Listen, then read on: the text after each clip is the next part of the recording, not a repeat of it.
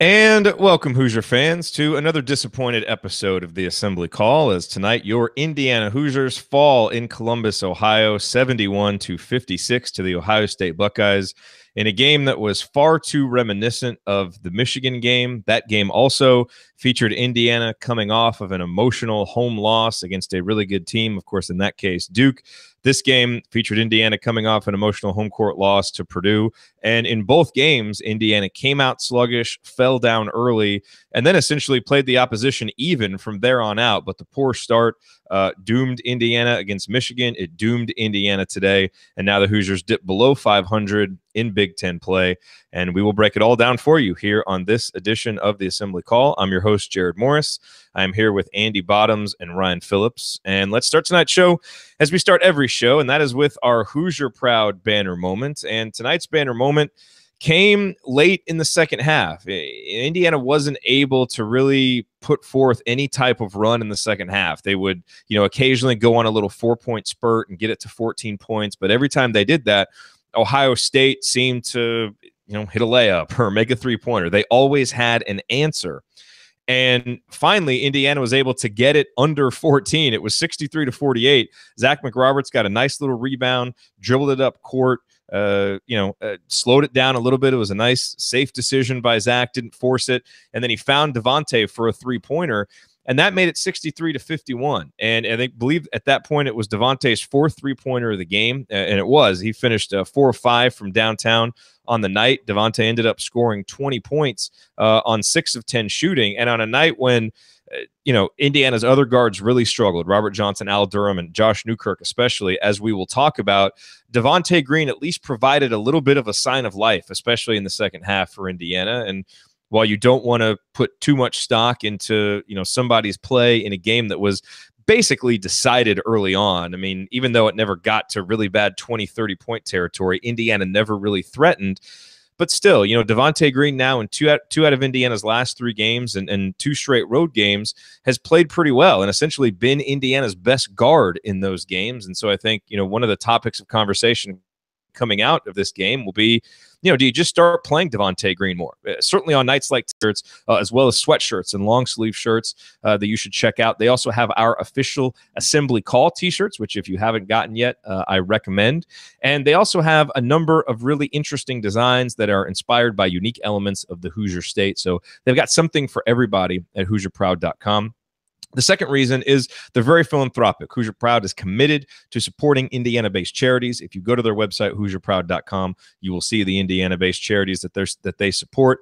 And the number 3 reason to visit HoosierProud.com, because you are an Assembly Call listener, get a discount. It's 15% off. Use the promo code ASSEMBLY, ASSEMBLY. It's not just off one shirt or off the Assembly Call t-shirts. It's off your entire order, whatever you put in your shopping cart, 15% off all of it.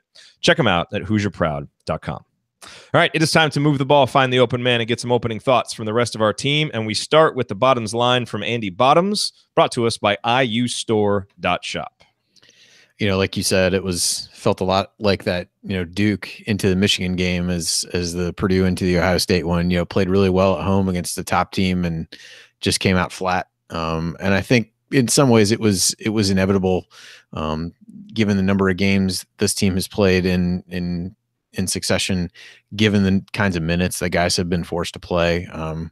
Doesn't really make it feel any better to watch them really get steamrolled early in the game, just give up so many points in the paint. It's a little bit different than what they've done earlier in the season, where they were getting lit up from the outside. In this game they ended up giving up 40 points in the paint. I think that was 20. I think more than half of those in the first half. I want to say 22 of them.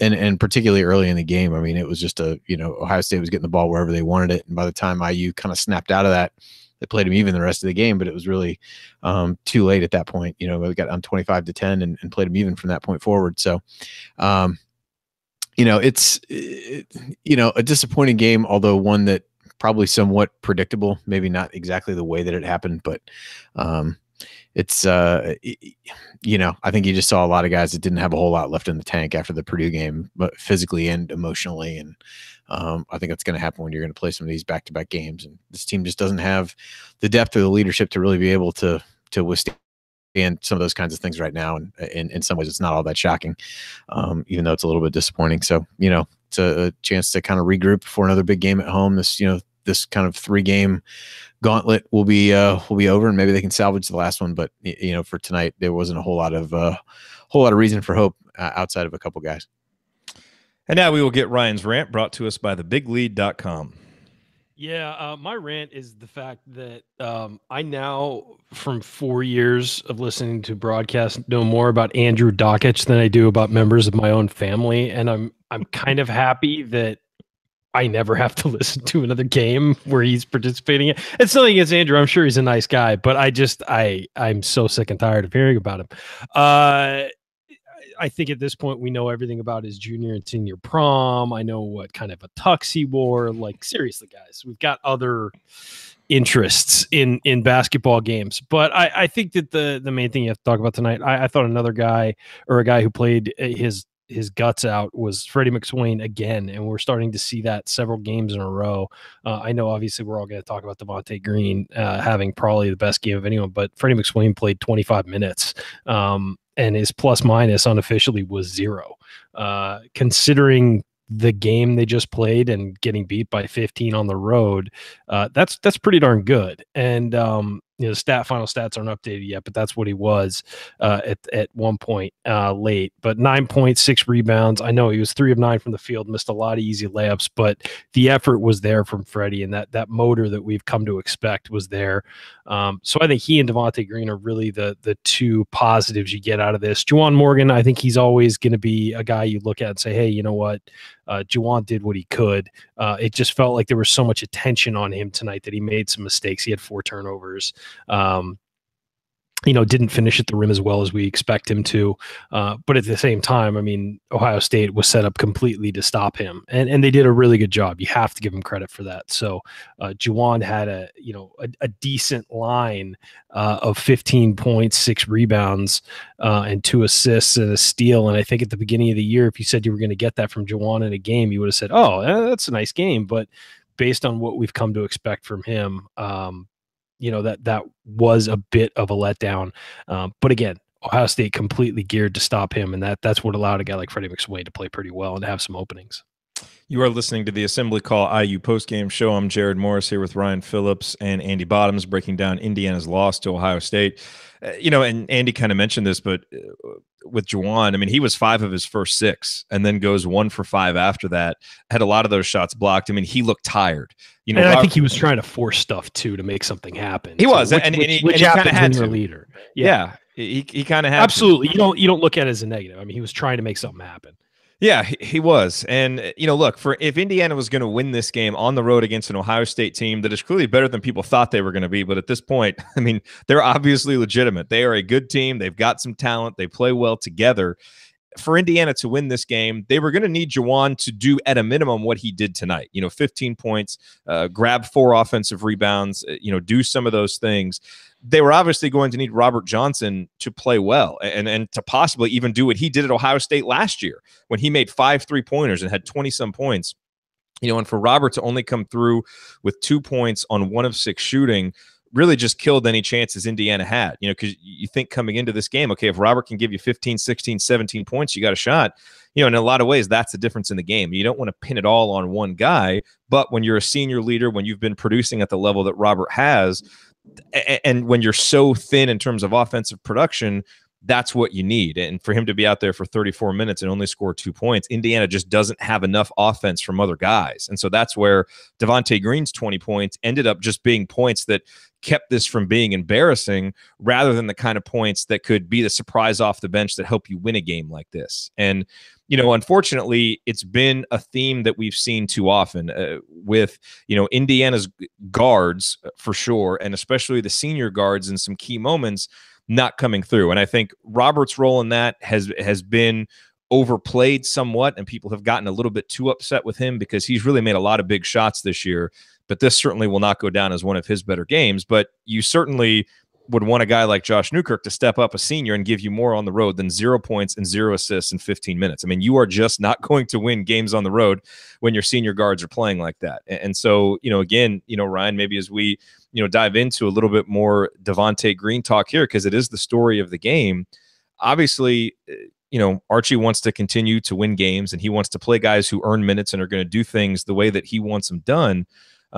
But given the fact that I think Devonte has shown growth in 2 out of the last 3 games, he did not play well against Purdue, only played 4 minutes, clearly drew the ire of his coach, but bounced back today, earned those minutes. I think at some point it's probably time to give him a little bit of a longer leash and just see what you've got, because it would be different if Josh Newkirk was playing more consistently, but he's really, his no-show performances are also are almost getting more frequent now.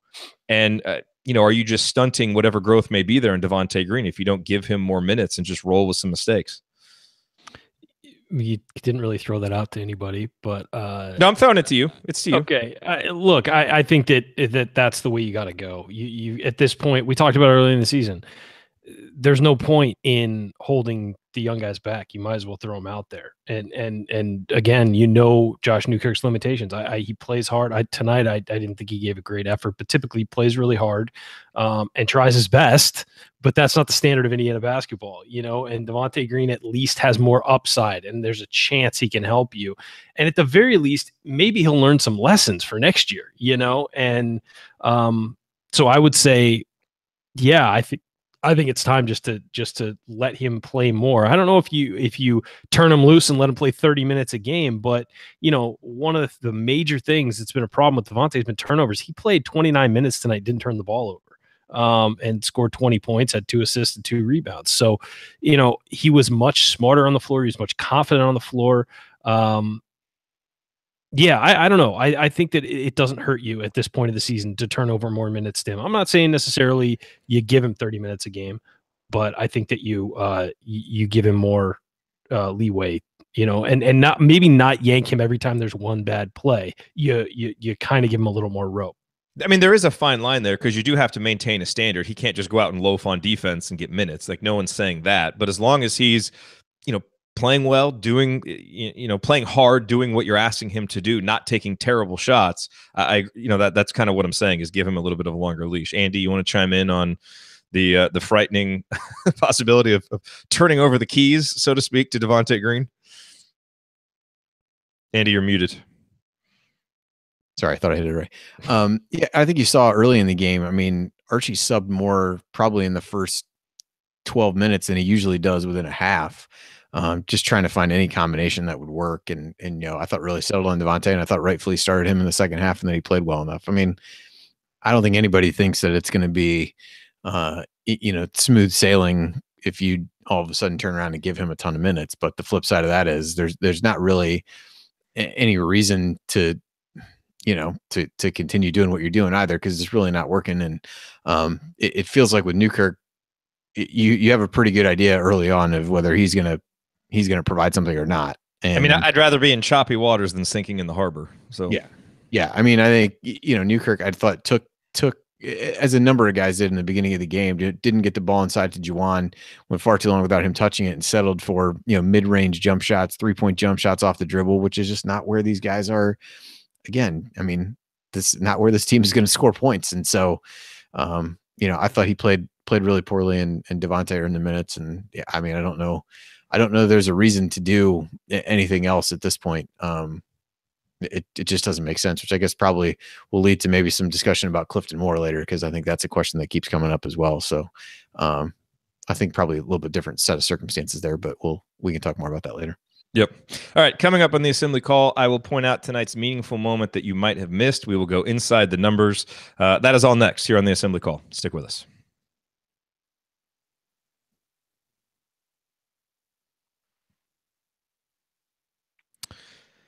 You are listening to the Assembly Call IU postgame show. I'm Jared Morris here with Andy Bottoms and Ryan Phillips, breaking down Indiana's 15-point loss to the Ohio State Buckeyes up in Columbus. It is time now for tonight's meaningful moment that you might have missed, and we've spent some time so far on the show talking about Devonte Green, talking about Juwan Morgan, even Freddie McSwain, another guy who I thought had just another good game for what he does was Zach McRoberts. He finished with 5 points, and that's a meaningful moment there at the very start of the game where Zach knocks down a couple of shots, a couple of jump shots off of passes. He has been really, really effective as a catch and shoot guy this year. It's actually been one of Indiana's most efficient sources of offense. Now, it hasn't been very plentiful, but it's been efficient. And he knocked down a couple of jumpers, was not able to hit him in the second half. So didn't quite keep that going, but added 2 assists, a couple of boards, 3 steals, no turnovers, exactly what you would expect from Zach McRoberts. And there was one play in particular that, and there's 3 or 4 of these every game that kind of sum up Zach McRoberts. I mean, you talk about a guy who's consistent and just goes out and does what he does. But Ohio State, at the beginning of the second half, they came out on a nice little run, and it looked like they might blow things open. Robert Johnson got beat badly on a backdoor play. It's 44-25. Indiana doesn't score. They come down, and there's a rebound that's up for grabs. And as we've seen many times over the last few weeks, Zach McRoberts literally just laid out to tap the rebound. He didn't grab it, but he just tapped it ahead. It saved the possession. I don't remember who ended up getting it, but it would have been Ohio State ball with a chance to go up 21. Instead, Devonte Green hits a 3-pointer going the other way. It's 44-28. On the very next possession, McRoberts grabbed a tough rebound. And so in kind of this critical juncture of the second half where Ohio State's about to blow it open, some hustle and some toughness from Zach McRoberts just kind of stemmed the tide of some momentum. And obviously it didn't lead to anything, but you know what? Those are the kind of plays that if you can stack enough of them on top of each other, you can make a comeback. Indiana wasn't able to do that, but it wasn't for a lack of effort, certainly from a guy like Zach McRoberts. And Andy, feel free to chime in with another moment if you have one, but I also think this is a good time to discuss, the comment that Dan Dakich did make about Zach McRoberts being the second best player on Indiana. And I would say Robert Johnson is, just because of his ability to score and his underrated defense, which I feel like people still kind of forget about and don't give him enough credit for. But after that, there is no one who you can count on more than Zach McRoberts. And while he doesn't score, he does all these other things. And it's kind of a broken record because we talk about it every game. But in that sense, it's really refreshing because there aren't too many guys that you know what you're going to get from game to game. And Zach is certainly one of them. Yeah, I mean, I think that's the biggest thing is that he's become a guy that you can rely on and know what you're going to get on a game in and game out basis. I mean, we talk about this, feels like all the time, about just the general inconsistency of most guys on this team, not named Juwan Morgan. And we still have no idea what this team might look like if all the guys who have played well at various times during the year played well at the same time. And at this point, I'm starting to think we're never going to find out what that looks like. But I do think Zach is a guy who you do know what you're going to get. He's going to play hard. Continues to show more offensively. Again, came out. I think one of the other games recently, came out, really was aggressive early on and kind of faded from an offensive standpoint. But overall, I mean, I thought he played well. I don't know that other moments particularly stand out. Probably more to forget than remember in this one. Well, I've got one other one that I made note of early in the game when it was 27-10. Justin Smith had a really nice drive into the lane. It was 3 or 4 dribbles, had a nice shot fake. He absorbed some contact, scored, but he missed the free throw. And, again, you're looking for progress from some of these young guys, and that was a shot that he definitely wouldn't have made early in the season, and it was impressive. And I kind of hoped that it would spearhead him a little bit. Unfortunately, he finished with just those 2 points and really didn't get himself going and airballed a 3-pointer. But I was at least impressed with that shot right there. And there were a couple of sequences in the first half where Juwan Morgan did what Juwan Morgan does, which is just kind of put the team on his back and score 4 straight points when basically no one else is doing anything. So that was nice to see. But yeah, I mean, you're right, Andy. There were many more moments to forget tonight than there were to highlight. So, but I did want to take that opportunity to talk about Zach McRoberts because that's the kind of stuff. I mean, I really feel like this is the kind of game that could have gotten really away from Indiana. And I guess you say to their credit, that they kept fighting, that they stuck with it again and played Ohio State even. And I feel like plays like that by guys like McRoberts help hold the other guys accountable to keep playing, even though you're down by 15, 17, 19 points. And so I think that's why it's important, even in, what is becoming a bit of a lost season, may not make it to postseason, anything like that. I think you're seeing Indiana put up more fight in some of these second halves than maybe you saw last year or than you might expect because you have guys like Zach McRoberts who just, are going to go out there and give effort no matter what, and that's going to rub off on the other guys.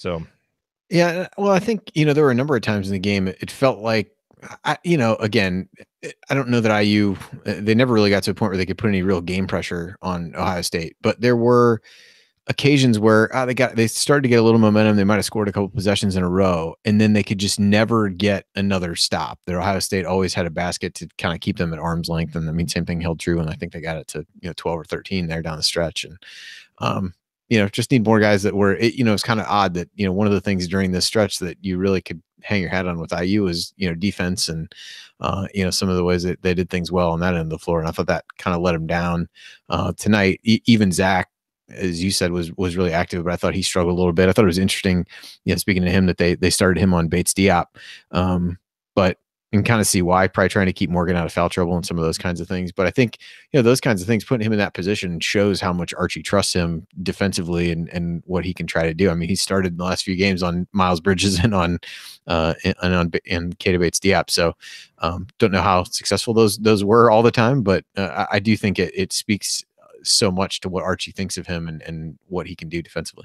Yeah, and to be clear, I don't think Zach McRoberts is the kind of guy that on a good Indiana team is going to be playing 30 minutes. He's a guy who's a role player that you stick in there for a few minutes to give you energy. But I think he's filling a very important role on this team, this first Archie Miller team, by helping him set the standard for what is expected. And I think that's why he is so valuable, especially in the first year for a new coach who's kind of trying to change the culture a little bit. So, Ryan, do you have anything that you want to add here before we jump into numbers? No, I mean, Zach's doing a great job. It's a problem that they have to rely on him so heavily at this point. I mean, tonight he pulled the trigger on a few shots because he felt like he had to, but he just felt like he's not confident doing that. But the fact that he played, as many minutes as anybody else is that's a problem this late in the season. I think that it might be time for Archie to open up the bench a little bit and maybe get Clifton Moore in some more action. I know there's a reason Clifton's not playing that we don't know about, but let's see some more guys get in here at this point of the season. You're not fighting for really anything other than an NIT berth. Let's slide some other guys in there and see what we can get out of them. You might as well at this point. I mean, I feel like we do know why Clifton's not playing, because he's not practicing well. I mean, I feel like if he was, he'd be out there. But, a guy like Justin Smith got some action and is now playing better. And I think that you can do that with Clifton Moore. Sometimes it's not always about practicing great first and then playing. And I know that's not Archie's philosophy. What I'm saying, sometimes if you give a guy a taste of something, he'll work harder for it. As for now, it doesn't feel like, you got to use the carrot sometimes, not the stick. And I think that maybe if you put a guy in for a couple minutes and get him some action, maybe he'll start to work harder in practice to try and get back there. That's just my theory on it. And I don't know if that's the issue or not, but I would say, I'd like to see some more guys out there. I mean, I think we all would love to see him play more. So, don't get me wrong there. And that's probably a fair point. It'd be nice to see what he can do, and maybe he'll get more time as we go down the stretch here. I'm Jared Morris. You're listening to the Assembly Call. I'm here with Andy Bottoms and Ryan Phillips. Andy, let's go inside the numbers. And Ryan, certainly if any numbers jump out to you, hop in here. I think one number on the positive side that you look at, Indiana only turns the ball over 13.3% of the time today, only 8 turnovers. So that was good. And, 4 of them came from Juwan Morgan, who entered this game with the best turnover rate on the team. So he had a really uncharacteristic night with the ball, but the other guys really did a nice job. And, that's one thing the guards, they didn't turn it over. Now they didn't create a whole lot. So, to a certain extent, maybe you want a few turnovers if it's going to lead to some more creation. But when Devonte Green plays 29 minutes and doesn't turn it over at all, you're probably going to see a little bit of an improvement in terms of turnovers. But Andy, the one stat that Indiana has absolutely been able to hang its hat on all season long, and when it plays, when they have any chance to compete, they're doing this well. It's 2-point field goal percentage. Again, Indiana doesn't shoot well from 3-point range, 31.6. That's actually better than what they've shot on the season. But from 2-point range tonight, Indiana 38.9%. And some of those were Freddie McSwain missing some easy looks. Some of them were Juwan Morgan there later in the game when he looked a little bit fatigued, just not able to maybe get the same lift, maybe trying to force things. But that's really uncharacteristic for Indiana to shoot that poorly. And when they do that from 2-point range, given how bad they shoot from 3-point range, and again how bad they shot from the free throw line, I mean, they have no chance when they do that. Yeah, I thought Ohio State. It's funny. You would think that this is a team that IU would be able to score on with not easily, but would be able to score on, just because it's not a team with a lot of size compared to Purdue, where IU shot incredibly well from 2-point range in that game. I think the difference was you really saw Ohio State play the kind of ball screens and screen roll type scenarios a lot differently. I mean, they basically just collapsed everybody in the paint. Morgan ended up with a charge in the first half on a play like that, where basically everybody else from Ohio State just stood in the lane and waited for him. So even though it wasn't his man and they let him try to slip to the basket, I mean, they're just all waiting on him, just daring IU to make shots. And I thought they played that, those scenarios a lot better than Purdue did the other day. And I quite honestly, it's surprising more teams aren't doing the same thing, because there's no reason to believe that this team's going to really burn somebody from the outside. And so, I thought that led to some of the 2-point struggles, even though there wasn't a ton of size in there for Ohio State. But I thought far too often IU settled for jump shots early in the game. And by the time they really started to play through Juwan Morgan later in the half, it was really too late. So those things were troubling. I mean, you look, the senior guards 1 out of 10 from the floor, 0 for 5 from 3-point range.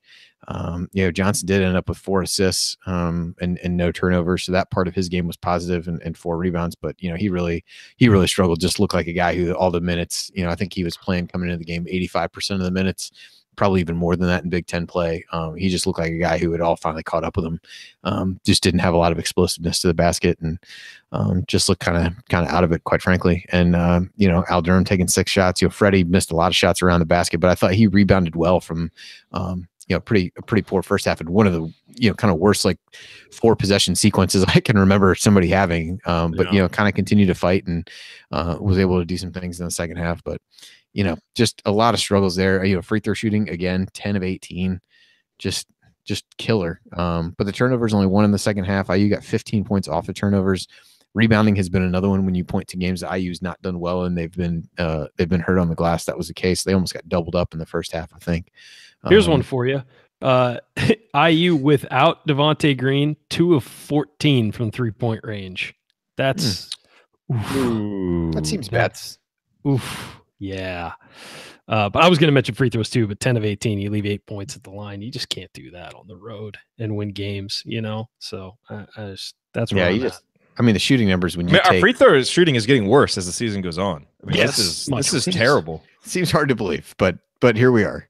I think the rest of the team outside of Juwan and Devonte, this will be a good test of my math here, was 8 out of 34, I think. From the field? From the field. 8 of 34 in total. Al was 1 for 6, Robert 1 for 6, Justin 1 for 4. So Freddie took 9 shots. He was 3 out of 3 for 9. But rebounding was was a struggle. Ohio State had 30 defensive rebounds.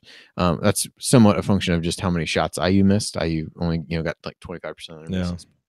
And you really wait. Let me do one more number, and then I'll say what I was going to say. But I'll save it for the next segment. But one other number that jumped out is the blocks tonight. So Ohio State had 6 block shots. Indiana with no block shots. And a big part of the reason why Indiana's defense has been better this year is they typically get a decent amount of block shots. Indiana's 44th in the country in block percentage. Now, you lost some of that when Deron Davis went out because he had the highest block percentage on the team. But Juwan Morgan has been a guy getting block shots. Freddie usually gets some, and then usually you have a couple other guys come over. But no block shots tonight for Indiana. And again, I think those are kind of some of those stats that when you're a little bit fatigued, you're a little bit tired, you're not maybe quite as active, you don't jump quite as quick, your recognition maybe isn't quite there, and so you don't get some of those block shots, and so all that stuff kind of added up to what we saw tonight. All right, let's go to our next segment here. I want to talk a little bit more about Freddie McSwain and Zach McRoberts and just kind of what it means that they're getting so many minutes for this Indiana team. Let's talk about that. Let's talk about whatever else is on your mind, guys, as we finish up our breakdown of Indiana's 71-56 loss to Ohio State. That's next here on the Assembly Call. Stick with us.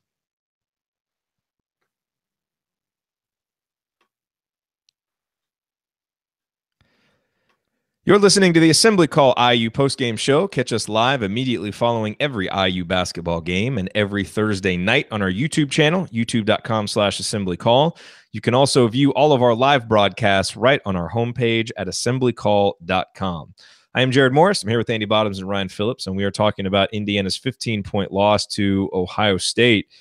And we've spent some time, obviously, in the Purdue game. We talked a lot about Freddie McSwain and how well he played. And tonight, he gets 25 minutes to a certain extent by default because you don't have Deron Davis and no one else stepped up and seized those minutes. And while Freddie goes 3 for 9 and made several mistakes, several really bad passes, missed some of those bunnies, on a night when no one else produces, he's your third leading scorer and your leading rebounder. So while you look at it and you say, how can Freddie McSwain doesn't look like an Indiana basketball player on a good Indiana team, right? I mean, I think we can agree with that. And to a certain extent, that's an indictment of him as a player. But I think at the same time, he's really maximizing what he's able to give you. And you look at a roster of guys that a lot of times seem to be playing below their potential. And in a lot of ways, I think Freddie's giving you what he's got, and Zach is giving you what he's got. And that's why Zach's getting 33 minutes and Freddie's getting 25 minutes. Is at least, these last few games for Freddie, those guys are giving you what they have and kind of maxing out their ability. And so I do, to a certain extent, tip my cap to Archie for playing those guys who are earning it out there on the court because no one's stepping up and seizing those minutes. It certainly isn't a positive statement about the roster construction that led to this team and the development of guys within this season. And obviously injuries have contributed to that. But, again, hat tip to those guys. It's not a great sign, but I just don't know who else you play right now because no one is certainly stepping up and stealing those minutes. So I think, Ryan, you kind of just have to go with what you said, which is let's just roll with the other guys and give them some time, whether they've earned it or not. What I'll say, it's not an indictment of them as players. It's an indictment of the rest of the team that guys who give max effort are getting playing time. I mean, those other guys should be giving max effort too. I realize that there's different styles for guys, but, look, at this point, if you're Archie Miller, you got to look at this season and you got to look at it, analytically. I mean, are you going to try and scrape together as good a record as you can get this year, or are you trying to build for the future? And I think you're trying to do, obviously you want to do both, but I think it might be, we're rapidly approaching that time when you've got to start giving the younger guys more time. I mean, Justin Smith got 21 minutes tonight. That's a good chunk of minutes. Al Durham, I know he wasn't great, but he only got 9. I'd rather see him out on the floor than Josh Newkirk's 14. I'd rather see him out there than the Robert Johnson we saw tonight getting 35. For a couple of those minutes. I'm not saying take Robert off the floor. I'm saying reduce that to 30 and give Al Durham 5 more minutes or something. I think that you're approaching the time where you've got to look at this and you've got to say, look, what are we going to keep rolling the stone up the hill with these guys, or are we going to start, trying to do something different for next year? And at some point you got to build, and at some point you've got to, kind of, I don't want to say cut your losses with this season, but you've got to start, maybe relaxing some of the minutes these older guys are getting and giving them to the younger guys. That's my theory. That's the way I would do it. Zach and Freddie are certainly earning their minutes by playing their tails off. But I think at some point you've got to start looking to the next, group that's coming. I think you've got to be careful to maintain the standard that you're building. And so I agree. I totally agree. And I get why you wouldn't do what I'm suggesting. I totally get it. I'm just saying if I was in this position, I might start backing off some of the minutes you're giving to these guys, especially when you have a game where there's only one day off. Does Robert Johnson really need to go for 35 minutes tonight? I get that you're trying to, as you said, maintain a standard, but 35 for him, 33 for Juwan, 33 for Zach. I think you can back those numbers off as we come down the stretch here a little bit and give some of these other guys minutes, especially when you're playing in Ohio State or a Michigan State where it may not be going well. Maybe just give some other guys a chance to play out there. But at the same time, I do get wanting to keep that standard high. Of course, I understand. Andy, let me get your reaction to this. A tweet from Jake Thomer, who's, I guess, is there at the press conference. Archie was asked about the possibility of starting Devonte Green, and he says, we're searching for consistency. If Green continues to play like tonight, he'll play more. To me, I think that's a perfectly fair statement. Like, I don't think you just, again, roll the ball out to Devonte and say, no matter what, you're getting 30 minutes. But if you earn it, and if you're playing hard, and if you show some improved shot selection and don't turn the ball over as much and play a little bit more consistently on defense, I'll give you more playing time. That to me seems like kind of a perfect compromise there. Give him a little bit more leeway, see what he does with it, but don't just totally say, here you go, unless just and with no consequences or standards attached to it. Yeah, I think that's fair. I mean, I think the search for consistency is one that's, been there for everybody all season. Again, really with the exception of Juwan Morgan and McRoberts, I guess to a certain extent. Yeah, I mean, you just have no idea what you're getting from guys on a game in to game out basis. So to be able to go in with a recipe of I'm going to give this guy X amount of minutes is probably foolish at this point, because you just have no idea how these guys are going to come out and play. And no, I agree. I mean, at some point, like I said, these minutes I think are catching up with Robert Johnson, just in kind of looking through his game log since really just these are all in January. And bear in mind, the team's played, 9 games over the month of January. Here's his minutes: 38, 38, 32, 36, 31, 35, 36, 36, 35. I mean, with the quick turnarounds, obviously these guys are in, good shape, much younger than certainly any of us are, but to expect him to continue to go out and be able to play at a high level on both ends of the floor, and some people probably argue he hasn't played at a high level offensively at times. I just think that's a lot to ask. And so you've got to find ways to give minutes to some of the other guys. And I agree with you that you can't have the standard, because the reality is at this point in the season, I mean, you'd feel like he'd have to be, especially with Clifton Moore, because I think that's the one that keeps coming up. I mean, there's no conceivable reason that you wouldn't play him if you felt like he just basically wouldn't submarine your chances to win games. And so that kind of gives me a little bit of pause of, at this stage, the way things are going, the lack of the size on the roster, it makes me wonder, what he's doing in practice and those kinds of things, because there's really no incentive for Archie not to give him minutes at this point, other than what you said, to kind of maintain that standard, but even as a just roll of the dice. And so that is, I don't know, kind of concerning, I guess. I don't really know, but that's the one that, everybody continues to bring up, and it's kind of the obvious one to a certain extent, but I think it's somewhat, I guess I would say it's somewhat alarming equally that there really hasn't been whatever is happening in practice is enough that, like, no matter the circumstances, he's not getting in games. You're listening to the Assembly Call IU postgame show. I'm Jared Morris here with Andy Bottoms and Ryan Phillips as we break down Indiana's 15-point loss to Ohio State. So where do we go from here? I mean, Andy, obviously we talked about how if Indiana was going to do anything, ever get themselves back on the bubble, they were going to have to win at least 2 of these 3 games, right? That's gone. That's done. I had someone email me who does NIT bracketology, just to give people kind of a little bit of an idea. That must be a fun job. A little bit of an idea where Indiana is in that. And even there, Indiana was not in the field and was probably, I think it was about 10 to 12 teams off the pace. So Indiana's got some work to do to make the postseason. Now, once you get past this Michigan State game, the schedule opens up, and we talked about this in the beginning of the season. If you could just kind of keep yourself alive by early February, you've got a chance, because after the Michigan State game, you're at Rutgers, then you've got Minnesota and Illinois both at home, then you're at Iowa, at Nebraska, and that Nebraska game looks tougher by the day, and then you've got Ohio State at home. So, you look at that. I mean, of those final 6 games, it seems reasonable to expect that Indiana could win 3 or 4 of those games. But we'll have to see if that's even enough. So that obviously makes this game on Saturday important against Michigan State, because if you could get a home win there, that would obviously be good for the resume. But I don't know, Andy, do you want to? Should we talk a little Michigan State here? Obviously, we usually do that in the next segment, but I guess here's the point. After a game like this, I'm struggling a little bit for storylines, because we've kind of hit the main ones, and in a lot of ways, a lot of the other storylines are just too similar. I mean, we don't want to spend 5 minutes talking about a rough game for Josh Newkirk. We've seen it too often, and so, in a lot of ways, this game kind of went how we expected it to go. And the one surprise was Devonte Green. And outside of that, there's not a whole lot fresh in this game to really discuss.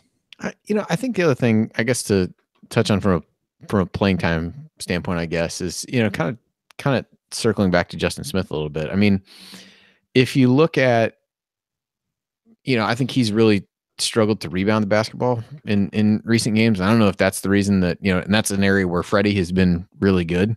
Because I think what everybody's trying to figure out at this point is like, why wouldn't these guys not be playing more than they are? And I think Justin's been getting around 20 minutes a game. But I mean, if you look again, rebounding totals in his last 4 games, 1-0-6 against Purdue, which was good, and 2. 6 of those rebounds he had all in a group in the first half. I believe he had like 4 of them in a row.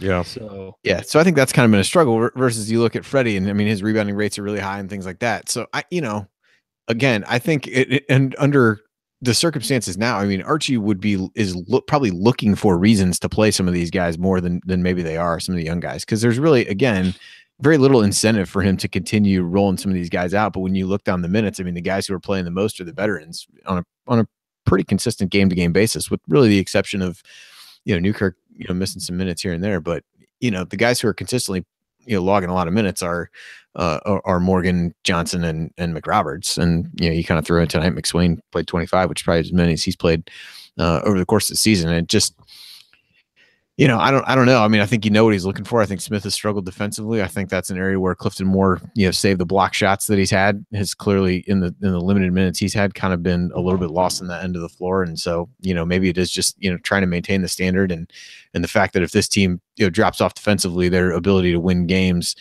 really goes out the window with how the offense has been. So that's kind of my only theory on that. And Justin, I guess, in the rebounding was maybe an angle of that we hadn't touched on, but yeah, otherwise, it feels like that's a good point. You saved the segment, Andy. Oh, thank God. That was outstanding. That was Trevor Hoffman level. Every once in a while. Yep, Trevor Hoffman level. There it is. By the way, I missed the Mr. Padre documentary on MLB Network about Tony Gwynn to watch this game tonight. So I'm a little furious. You'll have to. Jared, maybe in post production you can layer in some like Hell's Bells over that as I started to go into that. By the way, that's the greatest. Why do we indulge him in this? That's the greatest. It's our fault. We always bring it up. True. I mean, look, Hoffman. Yeah, it's your fault. Don't blame me. I'm not blaming myself. Hoffman was the first closer to have an entrance song, and he picked the best one. Nobody ever matched Hell's Bells. That was unbelievable. Enter Sandman was pretty good. It was great, but it wasn't Hell's Bells. Hell's Bells, that slow bell tolling as he like slowly jogged out to the field. Oh man, yeah, that'll give you goosebumps every time. All right, coming up in our final segment of the Assembly Call, we rank our favorite relief pitchers of all time. We talk about our favorite walk-up music. No, just kidding. We hand out our game balls. We look ahead to Indiana's next opponent, Michigan State, coming up this weekend, and then we deliver our final thoughts on another Indiana road loss in Last Call. That is next here on the Assembly Call. Stick with us.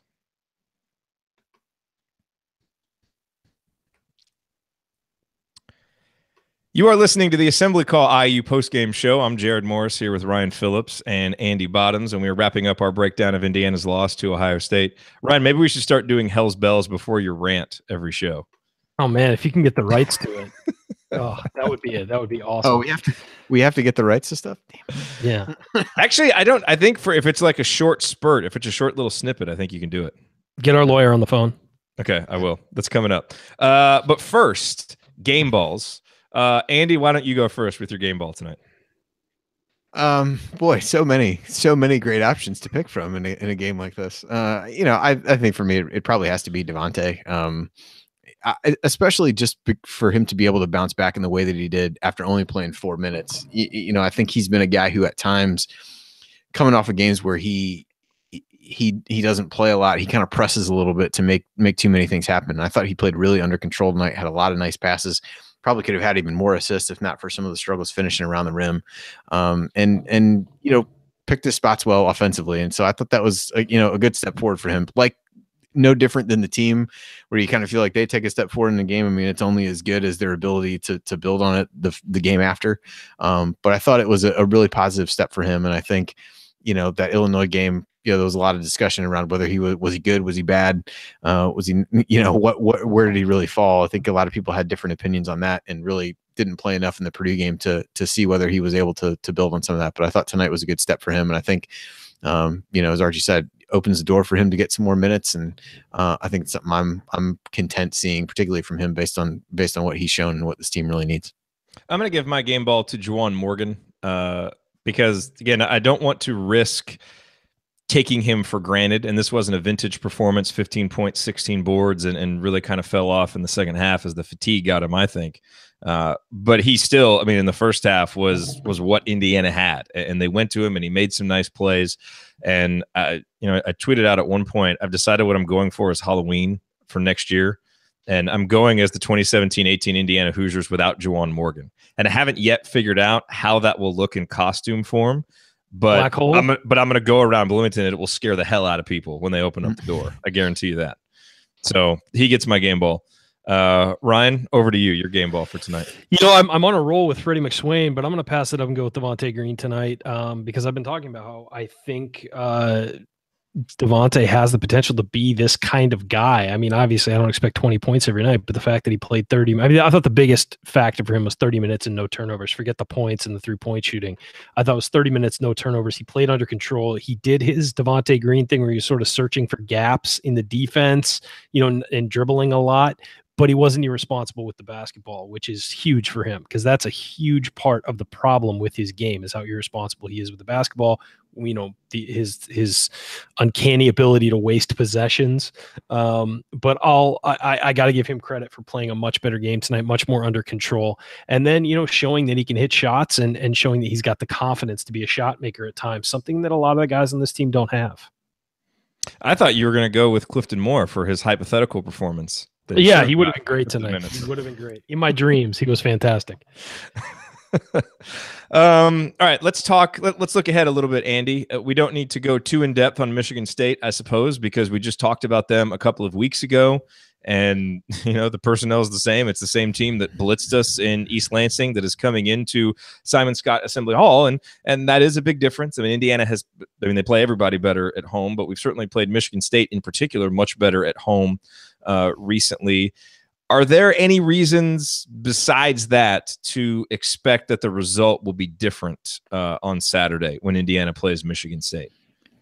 Well, I mean, they certainly got off to a slow start at Maryland on Sunday, and then they really blitzed them coming out of the locker room and played really well in the second half, won the game.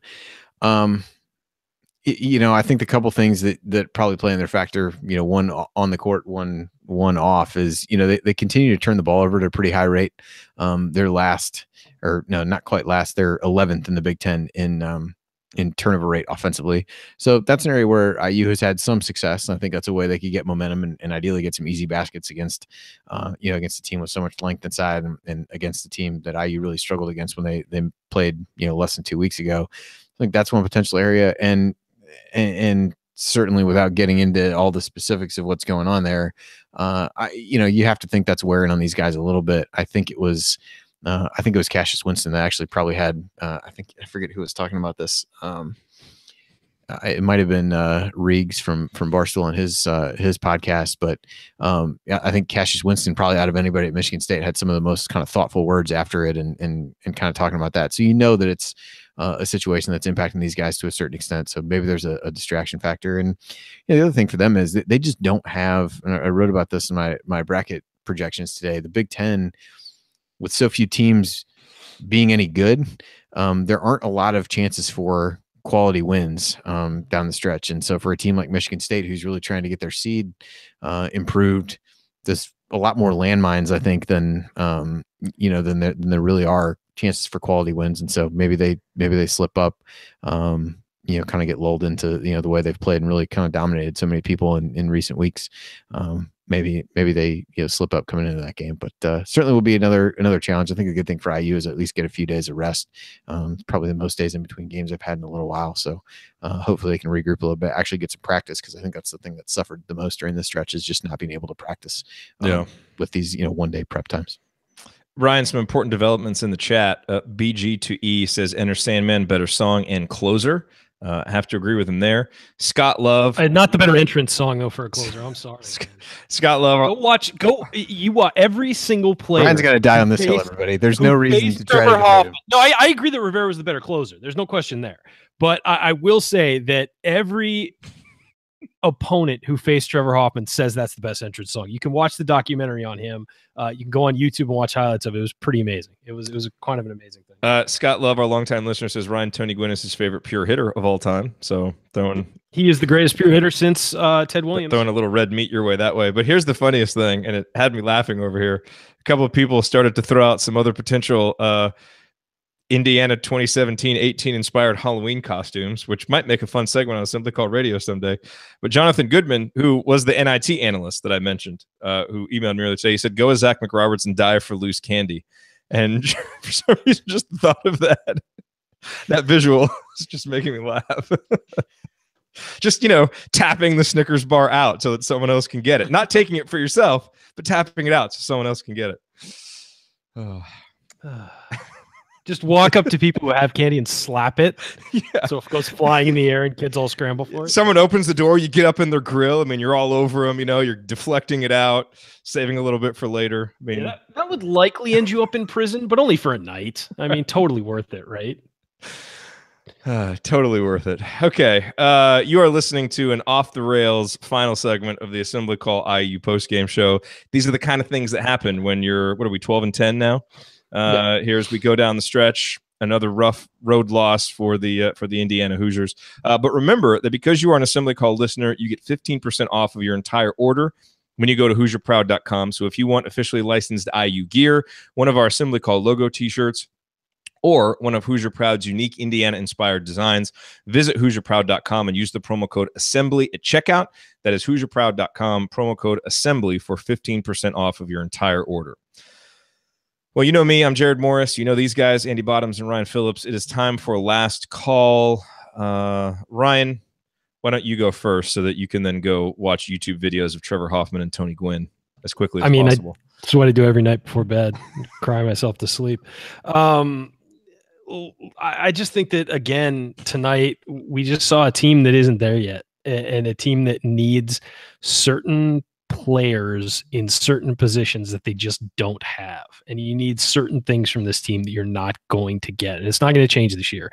And it's gotten to the point where we may need to do a show where we look at and update the seasons that all of the incoming recruits are having, just so we can feel good about the future and so we can feel alive again. That's all we I don't feel, I have no emotions anymore. I'm getting complaints from family members. I'm just numb at all times. Go to InsideTheHall.com, read the recent comments from Tim Langford. It'll make you feel better. That's all I'm saying. Positive comments. Things are trending in a good direction. So yeah, I would just say that, for people, this is going to be a rough year for all of us. It is. But at least there's the future to look forward to. I feel like we haven't seen the best that this staff and this team can give us. And I think that you're going to start to see that when some of these new guys get on campus and with some of these younger guys playing well. I mean, you look at Justin Smith tonight, and one thing that really encouraged me was he was definitely, he didn't have a great game, but he was not afraid to go up against those Ohio State guys, and he was hanging in there with them and battling. Wasn't his best game. He's going to learn a lot from what happened tonight. But he just looks like a guy who's going to be a big deal in Indiana. And I think you could say the same. Devonte Green showed flashes of the player he could become. And again, that's huge for Indiana. So at this point, I hate moral victories. I'm not calling for a moral victory. This was an awful game to watch. I had no fun doing it. But at the same time, I think that there's hope for this program, and you look forward, and there's really a lot that will be coming in. And I think that what will be returning will also help. So I think that, there are things you can look forward to while not exactly accepting a loss. Andy Bottoms, your team is playing in the Super Bowl next weekend. Yeah. That'll get you through some of these cold late January evenings. It will. I'm going to go into that with similarly low expectations as I went into tonight's game. I'm just hoping that I'll be more pleasantly surprised than it was tonight. I think Philadelphia is going to win. I'm just going to throw that out there. I mean, anytime you have a chance to back Nick Foles in a game against Tom Brady, I think you have to do it. So it makes sense. This just given the amount of games and the amount of time that have played, how thin this roster is, it just felt like one of these kinds of performances was inevitable. I think they were winning in spite of themselves in a couple of these games, as we talked about before.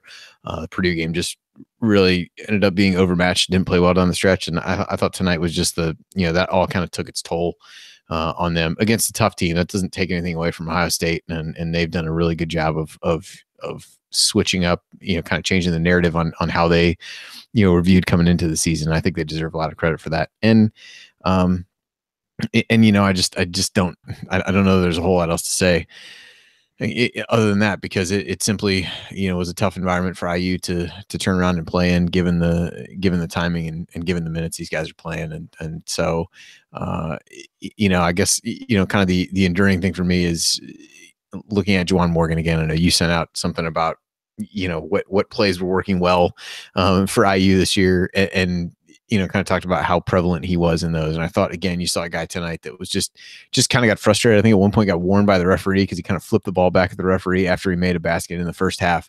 Yeah. I'm not really sure what else he was supposed to do with the ball, but you could just tell he was just incredibly frustrated and still trying to play through it. And, I think we'll eventually look back on the season for a lot of things being the first year of the Archie Miller era, but I think, I'm just continuing to enjoy watching him play and, Zach McRoberts and guys like that. And I thought those guys really brought it tonight as best they could, given the circumstances. And again, I don't think the result was all that surprising, unfortunately. And we'll just, see what happens on Saturday. Hopefully they can regroup a little bit, get a little bit of energy. And I think a win there would do wonders for their confidence going down the stretch of the season where, as you said, they have a lot of winnable games. So I think it, becomes a big turning point. I think if they can come out, play well, ideally get a win, then it maybe becomes a springboard to a solid finish to the season. If not, at that point, then you've lost 4 straight and 5 out of 6.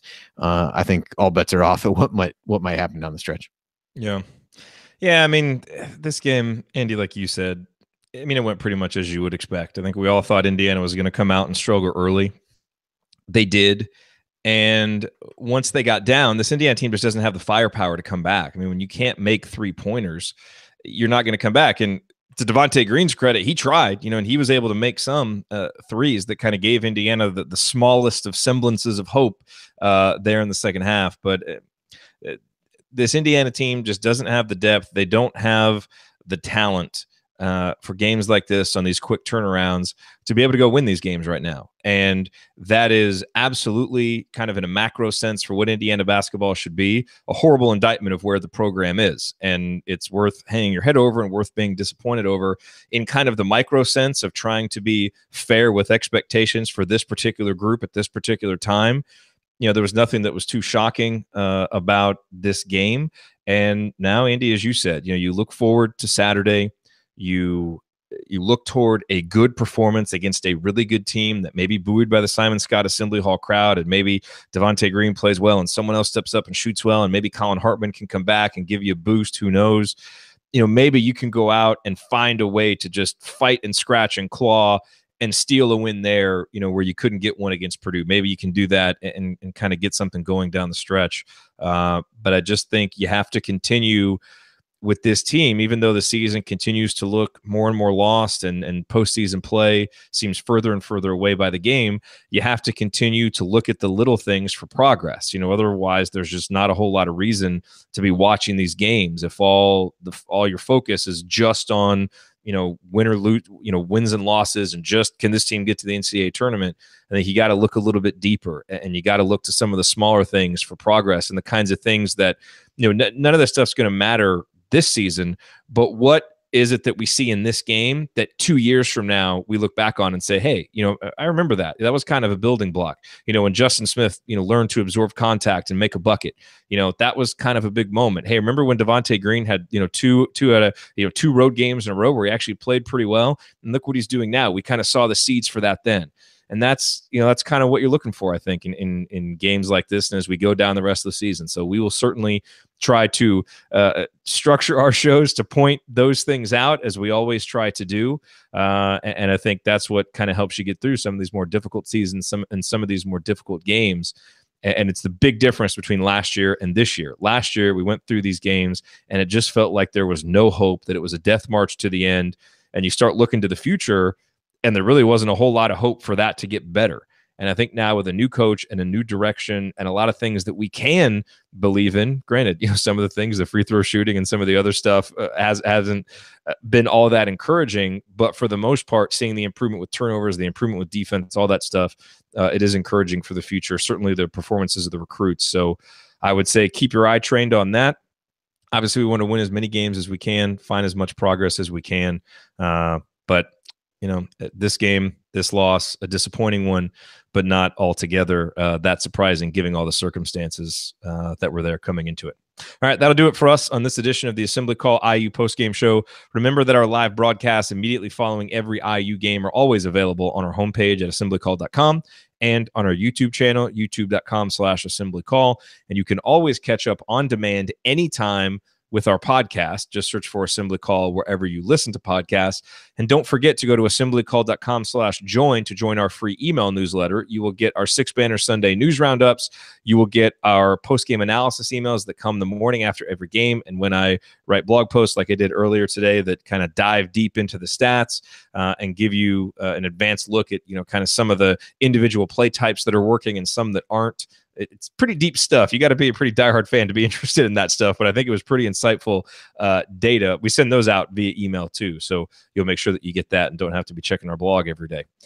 So assemblycall.com/join is the URL there. Alrighty, thank you for listening. We will talk to you again on Saturday. No, we will talk to you again Thursday for Assembly Call Radio, and then again on Saturday for IU Michigan State. Until then, keep your elbows in and your eyes on the rim, and go Hoosiers.